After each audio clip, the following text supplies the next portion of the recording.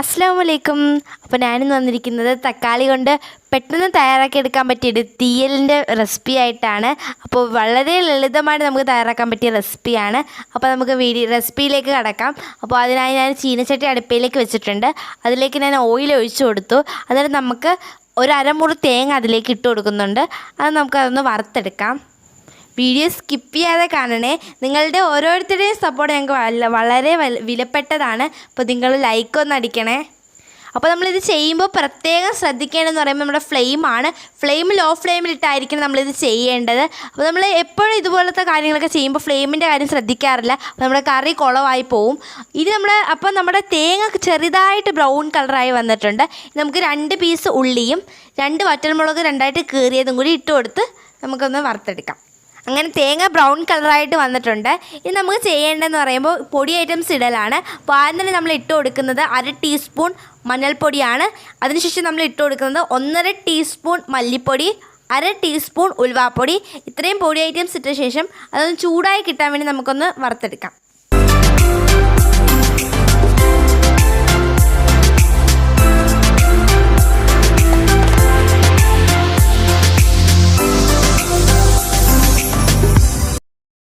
അപ്പോൾ തേങ്ങയൊന്ന് വറുത്തെടുത്തിട്ടുണ്ട്. ഇനി നമുക്ക് തണുക്കാൻ വേണ്ടി മാറ്റി വെക്കാം. അപ്പോഴത്തേക്ക് നമ്മളൊരു കടായി വെച്ചിട്ടുണ്ട്. അതിലേക്ക് നമുക്ക് കുറച്ച് ഓയിൽ ഒഴിച്ചു കൊടുക്കാം. എന്നിട്ട് നമുക്ക് അതിലേക്ക് ഒരു സവാള നീളത്തിൽ അരിഞ്ഞത് ഇട്ട് കൊടുക്കാം. അപ്പോൾ നമുക്ക് സവാള ഒന്ന് വഴട്ടിയെടുക്കാം. പെട്ടെന്ന് സവാള വഴന്നിട്ടാൻ വേണ്ടി നമ്മൾ അതിലേക്ക് കുറച്ച് ഉപ്പും കൂടി ചേർത്ത് കൊടുക്കുന്നുണ്ട്. ഉപ്പും കൂടി ചേർത്തിട്ട് നമുക്ക് വഴട്ടിയെടുക്കാം.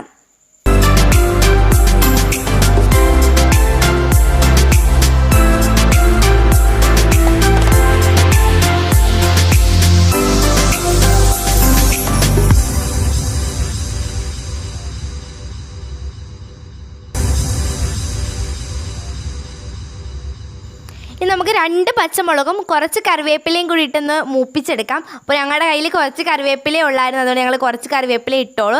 ഇനി നമ്മൾ അടുത്തതായിട്ട് ചേർക്കാൻ പോകുന്നത് 4 തക്കാളി ചെറുതായിട്ട് അരിഞ്ഞതാണ്. നമുക്കതൊന്ന് ഇട്ട് കൊടുക്കാം. എന്നിട്ട് നന്നായിട്ട് വേവിച്ചെടുക്കാം.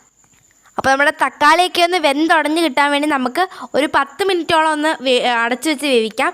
അപ്പോഴത്തേക്കും നമ്മൾ നേരത്തെ തണുക്കാൻ വെച്ച തേങ്ങ നമ്മൾ ഒരു മിക്സി ജാറിലോട്ട് ഇട്ട് കൊടുക്കുന്നുണ്ട്. നമുക്ക് അതിലേക്ക് ഇട്ട് കൊടുക്കാം. എന്നിട്ട് നമുക്ക് ഒന്ന് അടിച്ചെടുക്കാം. അങ്ങനെ നമ്മളെല്ലാം ഇട്ട് കൊടുത്തിട്ടുണ്ട്. ഇനി നമുക്ക് ഇതുപോലെ ഒന്ന് അരച്ചെടുത്തിട്ട് വരാം.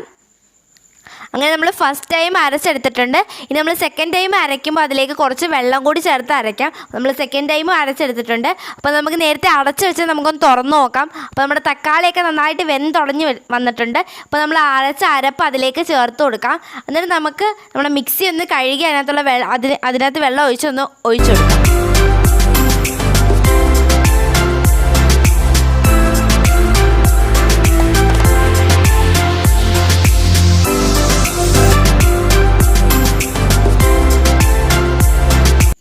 അരപ്പെല്ലാം ചേർത്ത് നമുക്ക് ഇളക്കി ഒന്ന് തിളപ്പിച്ചെടുക്കാം.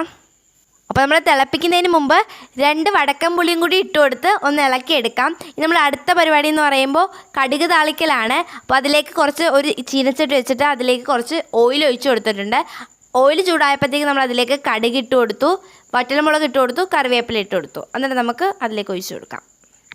അപ്പോൾ നമ്മൾ കടുകും കൂടി താളിച്ച് ഒഴിച്ചപ്പോൾ നല്ലൊരു മണം വന്നിട്ടുണ്ട്. അപ്പോൾ നമുക്ക് മീനൊക്കെ കിട്ടിയില്ലെങ്കിൽ നമ്മൾ ചോറിൻ്റെ കൂടെയും കാപ്പിയുടെ കൂടെയും പെട്ടെന്ന് തയ്യാറാക്കി എടുക്കാൻ പറ്റിയ ഒരു റെസിപ്പിയാണ്. എല്ലാവരും ഒന്ന് ട്രൈ ചെയ്ത് ഫീഡ്ബാക്ക് കമൻറ്റിലൂടെ അറിയിക്കുക. ഇതുപോലെ കുക്കിംഗ് വീഡിയോസ് ഇഷ്ടപ്പെടുന്നവർക്ക് വീഡിയോ ഒന്ന് ഷെയർ ചെയ്ത് കൊടുക്കുക. ചാനൽ ഇതുവരെ സബ്സ്ക്രൈബ് ചെയ്ത് കാണുന്നുണ്ടെങ്കിൽ സബ്സ്ക്രൈബ് ബട്ടൺ നെക്കണേ. വീഡിയോ നോട്ടിഫിക്കേഷൻ ലഭിക്കണമെങ്കിൽ bell icon all option enable ചെയ്യുക. പുതിയ വീഡിയോ ആയിട്ട് വരുന്നവരെ ബൈ ബൈ.